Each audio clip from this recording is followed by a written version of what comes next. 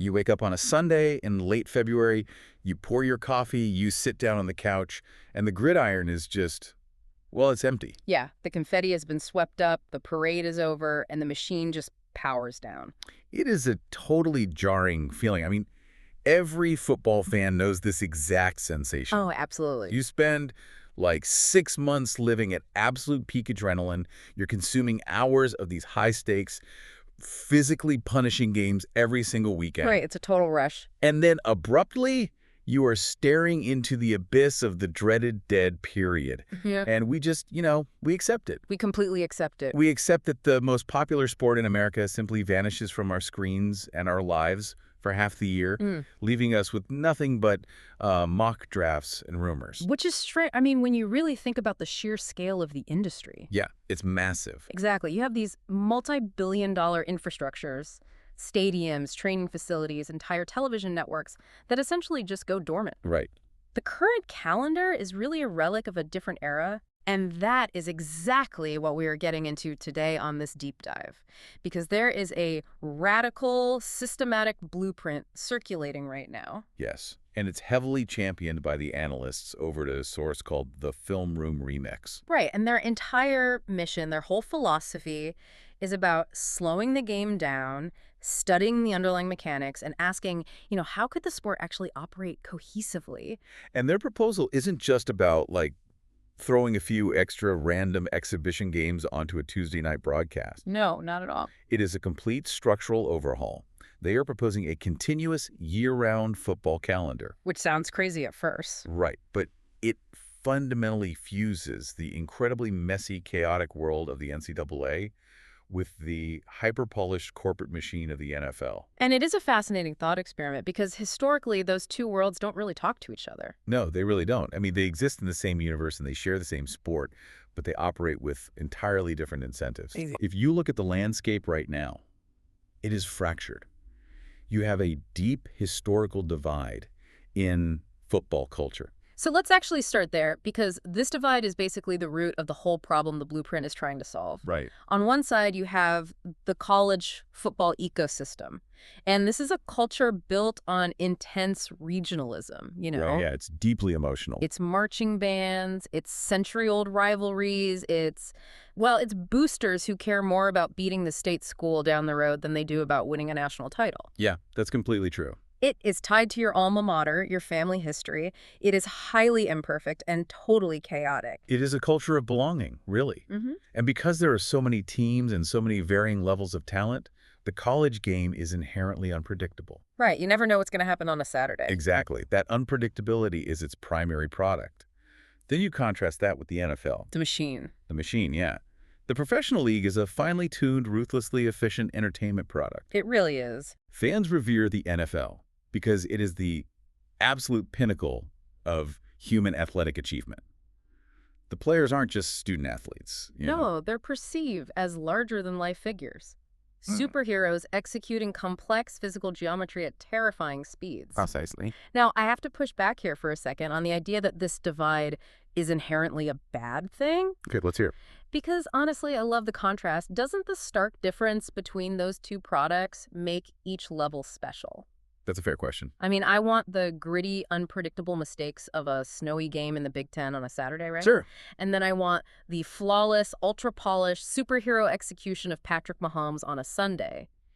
If we try to fuse these massive entities into one unified calendar, don't we risk homogenizing the sport? Right, that's the immediate fear. Like, we might lose the soul of the college game or water down the prestige of the pros. It is a valid concern. If the proposal were to make college teams run identical playbooks to the NFL and just sterilize the whole environment, it would be a complete disaster. Yeah, that would be awful. But the blueprint isn't suggesting we homogenize the style of play. Wait. It is arguing that keeping their business and developmental structures completely separated is what creates the current dysfunction for the athletes. Oh, I see. The divide forces players to jump across a massive chasm without a net. You mean the transition from being an amateur to a professional? Exactly. Yeah. Right now, the NFL essentially uses the NCAA as a free farm system. Yeah, they really do. But they don't invest in it, they don't regulate it, and they don't synchronize with it. They literally just wait at the finish line and pick the survivors. Wow. Yeah, when you put it like that. That separation creates isolated, high-pressure checkpoints where young athletes fall through the cracks. Right. So the goal here isn't to erase the nuance of an Alabama-Auburn rivalry. The goal is to build a developmental bridge so that an athlete's journey from a college freshman to an NFL veteran isn't filled with structural blind spots. And dead periods. Yeah, exactly. So it's less about making the two islands look identical and more about finally building a functioning bridge between them so traffic can flow both ways. Precisely. And to understand how that bridge actually gets built, we have to look at the ground floor of this blueprint. Okay, let's do it. The entire overhaul begins on the college campus. And it starts with a concept that sounds, well, almost blasphemous to traditionalists. Which is? Splitting the NCAA into two distinct seasons, a fall season and a spring season. 2 seasons. Okay, when I first saw that in the source material, my immediate thought was the physical toll. Oh, of course. You cannot ask a 20-year-old kid to play 25 or 30 full-contact tackle football games a year. No, absolutely not. The human body simply cannot sustain that, especially at a developmental age. So how does this actually work mechanically? The mechanics are crucial here. The blueprint does not advocate for the starting quarterback or the star edge rusher to play a year-round schedule. Right, because that would be physically negligent. Exactly. Instead, the fall remains exactly what we know it to be. The traditional high-stakes legacy-building environment. Right. The fall is for the championships. It is for the established starters. It's the product that drives the massive television revenue. I like to think of it as the Broadway opening night. Oh, that's a good analogy. Yeah, the critics are in the front row, the bright lights are on, and every single flub line is heavily penalized. It is totally make or break. The Broadway analogy works perfectly. But let's take it a step further. If the fall is opening night, the newly proposed spring season is the off-Broadway workshop. Okay. And in this workshop, the director, the coaching staff, is actively changing the script based on the actor's performance. Right, there's less pressure. Exactly. The spring season becomes a space strictly for growth, experimentation, and exposure. It is populated by the backups, the redshirts, the transfers, and the raw recruits. Ah, so it's a rotational system. Yes, exactly. The established starters from the fall use the spring to recover, focus on academics, or prep for the draft. Meanwhile, the guys who are riding the bench in November are suddenly getting live, full-contact game reps in April. You've got it. And the value of those live reps, I mean, it cannot be overstated. Why is that so critical? Because under the current system, the NCAA is basically a waiting room with a ticking clock. Yeah. A player's entire future, their potential draft stock, their financial livelihood, is heavily dependent on what scouts call the more film reality. The more film reality. Right. If a player doesn't have enough high-quality game film, they simply do not exist to the NFL. And right now, getting that film is incredibly difficult if you aren't the designated starter by your sophomore year. It's nearly impossible for some guys. Think about a guy like Joe Burrow. He famously sat on the bench at Ohio State for 3 years behind other great quarterbacks. Or he could get on the field. He couldn't. He eventually transfers to LSU, gets a shot, and puts together arguably the greatest single season in college history. It was unbelievable. Well, what if he hadn't transferred? What if he just got stuck? That's the scary part. We would have entirely missed out on a generational talent just because the current structure didn't afford him any live game reps to show what he could do. Burrow is the perfect example of the flaw in the current model. The system relies way too heavily on luck and timing. Totally. Imagine if, during those years at Ohio State, Burrow had a spring season, a fully sanctioned live game environment where the coaching staff could actually see him run the offense against an opposing defense. Not just practice reps in a non-contact jersey. Exactly. Actual chaotic football. Yeah. The spring season acts as a safety net for late bloomers. It completely changes the psychology of the athlete. And that psychological shift is massive because when your entire future hinges on a single, isolated window of games in the fall, you play tight. Oh, you play terrified. You are terrified of making a mistake. A single bad read by a quarterback or a blown coverage by a cornerback, and suddenly your draft grade plummets from the 2nd round to the 6th. Which is millions of dollars. Millions of dollars evaporating because of one bad afternoon. And when athletes play with that level of existential dread, they don't experiment. No. They don't try new techniques. They just try to survive the tape. But if you introduce a spring season explicitly dedicated to development, the pressure valve releases. Oh, that makes so much sense. Scouts are evaluating you differently. They aren't looking for perfection in the spring. They are looking for capacity. What do you mean by capacity? They want to see how you respond to throwing an interception. Yeah. Do you come out the next drive and execute the same concept better? Right. That shows a scout your ceiling. It shows your capacity to be coached. Which fundamentally changes the product of college football. It transforms it from a pure filtration system, where we just sift out the weak into a true developmental engine. Yes, exactly. It is about actually making better football players. And that developmental engine completely breaks the current NFL scouting model. Okay, why is that? Because if you suddenly have an influx of all this new continuous game tape from the spring season, it forces the NFL to rethink how they evaluate talent heading into the draft. Right. Let's talk about that transition, because this is where the bridge actually connects. It's a huge pivot point.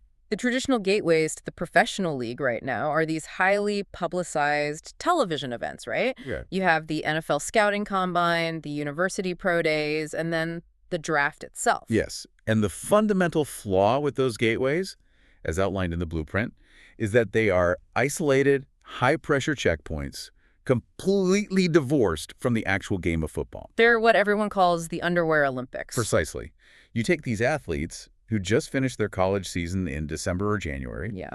They take a couple of months off from actually playing football, and instead they hire specialized track and field coaches to teach them how to run in a straight line for exactly 40 yards in a pair of spandex shorts. It is kind of ridiculous when you say it out loud. It is. They practice jumping vertically, they practice running around orange cones, and then NFL franchises, these multi-billion-dollar organizations, make massive financial investments based on these isolated biometric metrics. But hold on, the Combine drama is incredible television. Oh, it definitely is. I mean, fans absolutely eat it up. We love tuning in to see a completely unknown offensive lineman suddenly vault himself into the first round because he ran a blazing fast 40-yard dash.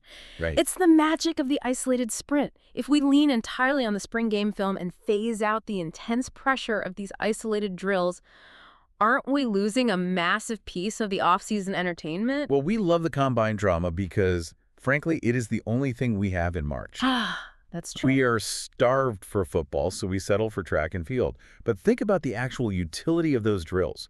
When, in the history of the sport, has an offensive lineman ever needed to run 40 yards in a straight line without anyone blocking him? Never. Exactly. Unless things have gone horribly, horribly wrong on a fumble return. Right. Relying on an isolated workout in an empty stadium in Indianapolis is exactly the flaw this new ecosystem fixes. So athleticism still matters, obviously. Now, of course it matters. But an athlete is not just a collection of combine metrics. An athlete is a complex decision maker operating under physical duress. You only see that on film, in real game situations. So under this new calendar, a player finishes their spring development season and they move straight into evaluation mode. Yes. But instead of a team gambling a first-round pick on a guy because he jumped 40 inches in the air, they're making an informed investment because they watched him systematically fix his footwork over the course of 8 spring games. Exactly. The evaluation shifts from raw, unproven potential to actual proven growth. Context replaces the isolation. Yes, teams evaluate with a much deeper understanding of who these athletes actually are, how they process information, and how they physically endure the grind of a season. So the draft becomes less of a lottery and more of an informed acquisition. Okay, so the draft happens. A player hears their name called, they walk up to the stage, they put on the team hat, they hug the commissioner. It's a great moment. It is. But under the current system, what happens next is borderline negligent.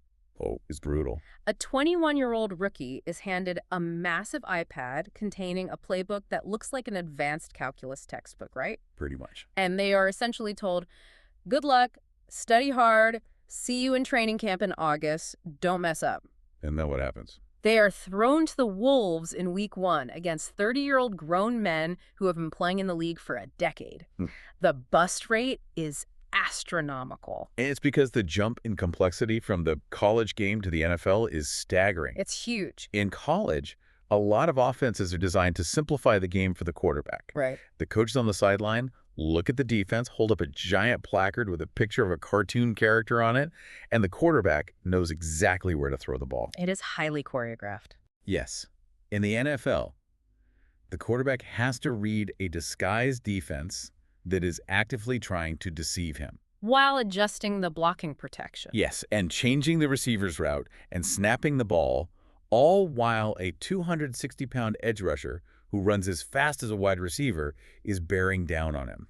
It's terrifying. The processing speed required is just a totally different universe. It is arguably the hardest transition in all of sports. And this is where the blueprint introduces what I think is the most fascinating mechanical fix in the entire proposal. NFL Summer Sevens. Yes. Summer 7? It is the ultimate bridge. It is a controlled, mandatory summer environment designed specifically for rookies, second-year players, and developmental squad guys. Right, so it is not just off-season content to fill airtime. No, it is a vital stepping stone. For the listener who might just watch the full 11-on-11 game on Sundays, let's quickly explain the mechanics of what sevens or 7-on-7 football actually is. That's a good idea. Because it looks completely different from a regular game. Right. In a 7-on-7 format, you remove the offensive and defensive linemen. Okay. There is no pass rush. There is no tackling to the ground. You have a center who snaps the ball, a quarterback, and 5 eligible receivers, running backs, tight ends, and wide receivers. Got it. And on defense. On the other side, you have 7 defenders, linebackers, and defensive backs. The play is entirely focused on the passing game, route running, and pass coverage. So by removing the 300-pound defensive tackles and the terrifying edge rushers, you are effectively slowing down the physical panic of the game. It's exactly. The rookie quarterback isn't worried about getting physically decapitated on his blind side. He can stand in the pocket safely. And because of that, it allows his mental processing speed to catch up. That is brilliant. It isolates the mental game. It allows these young athletes to adjust to the closing speed of NFL defensive backs. Which is much faster than college. Oh, completely. An open window in college might be 2 yards of separation. Yeah. An open window in the NFL might be 6 inches. Summer Sevens gives them the reps to understand that spatial geometry without the threat of physical injury. It is the buffer zone they desperately need. It's the mandatory summer prep course before entering the advanced calculus class. That's exactly what it is. And it's not just the quarterbacks. Think about a rookie cornerback trying to learn a complex NFL zone match coverage. Right. In Summer Sevens, he gets hundreds of live reps against NFL-caliber receivers to figure out the angles, the communication with the safety, the leverage. Yes. If he blows a coverage in July during Summer Sevens, the coach pulls him aside, they look at the tablet, and they fix it. Exactly. If he blows that same coverage in September during Week 1, he gives up a 60-yard touchdown, he loses the game for his franchise, and his confidence is completely shattered. And that is the personal benefit for the athlete right there. Yeah. It lowers the bust rate by prioritizing teaching over immediate survival. Makes so much sense. But let's look at the mechanical benefit for the coaching staff, too. Okay, how does it help them? For an NFL head coach or a coordinator, Summer Sevens is a real-time laboratory. Right. They aren't just crossing their fingers and hoping their highly drafted rookies can digest the playbook by September.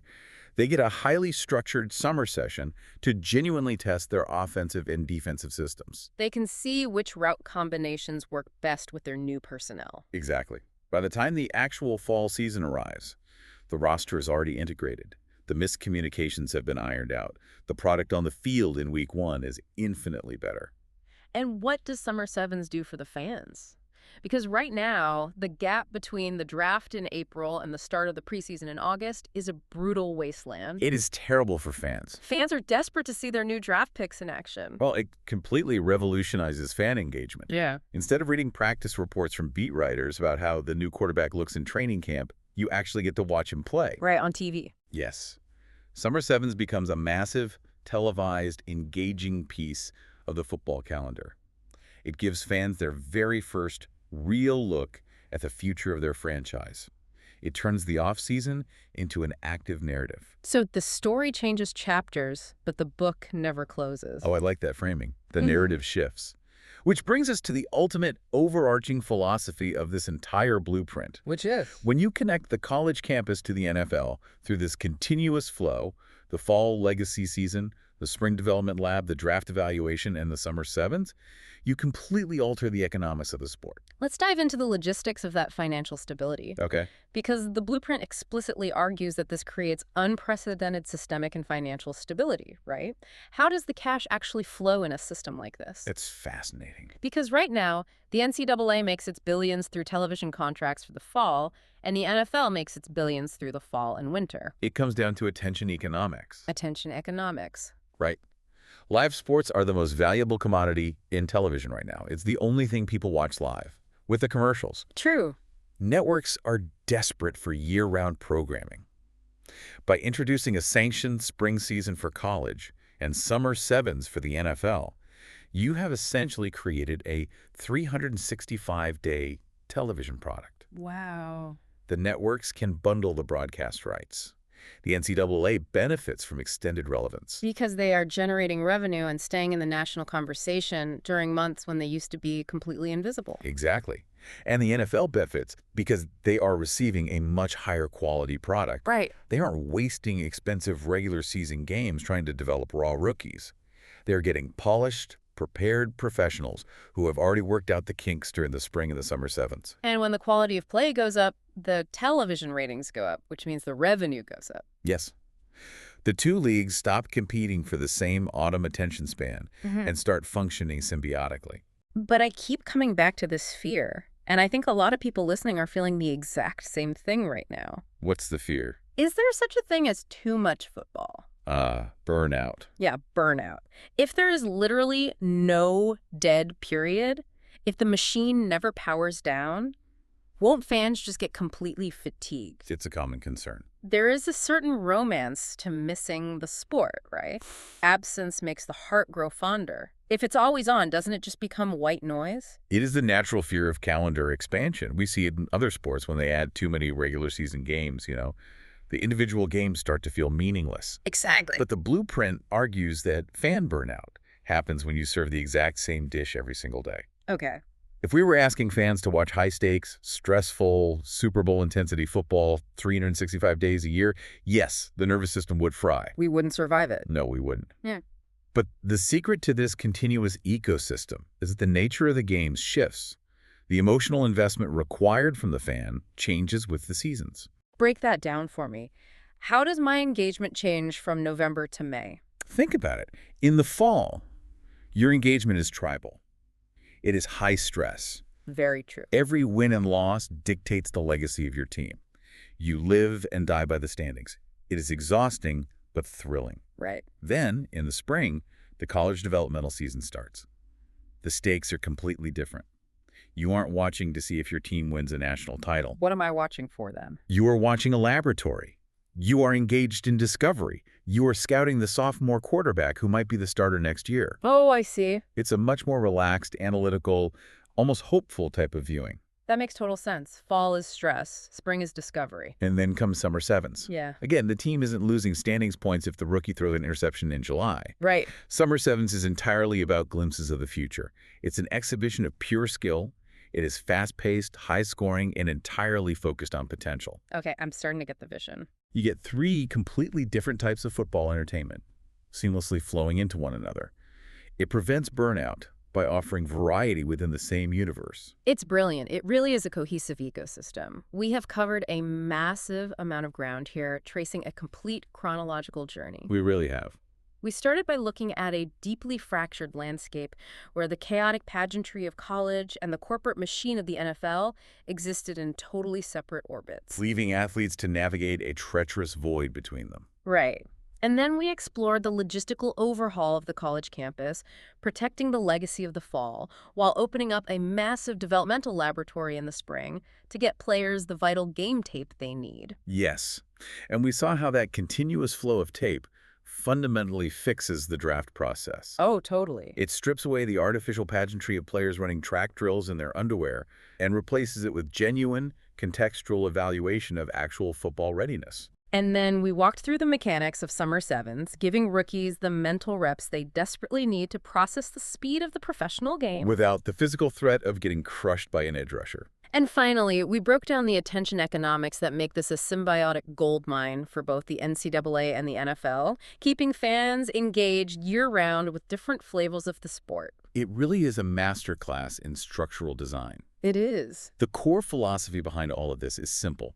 It is not about changing the sport of football. Yeah. It is about connecting it. Connecting it. Yes. It is about taking the isolated fragments and building a bridge that supports the player, enriches the fan, and stabilizes the business. Connecting the fragments into a continuous flow, it is a powerful vision for the future. But before we wrap this up, I want to leave you with one final provocative thought to mull over. Right. We have spent this entire time talking about how this unified year-round system benefits the development of the player and the engagement of the fan. But let's look at the physical reality. If this connected ecosystem effectively removes the true extended off-season for a young athlete, Yeah. if they are continuously moving from the high-stakes fall directly into a developmental spring, straight into the mental grind of summer sevens and right back into their rookie fall campaign, how does that alter the human body? Oh, wow. It's an intense physical continuum. Right. Does the athlete of the future have to be built completely differently? That is fascinating. Do we stop seeing the massive 330-pound road grader linemen because they simply cannot sustain their cardio over a year-round cycle? They might not be able to. Does the emphasis shift entirely toward lean, hyper-durable endurance athletes who can withstand a calendar that never truly stops? It's very possible. We are changing the structure of the sport, but we might inadvertently be forcing an evolutionary change in the bodies of the people who play it. It really makes you wonder. It is something fascinating to think about the next time you find yourself staring down a quiet Sunday in March. Thank you so much for joining us on this deep dive into the blueprint for football's future. We will catch you next time.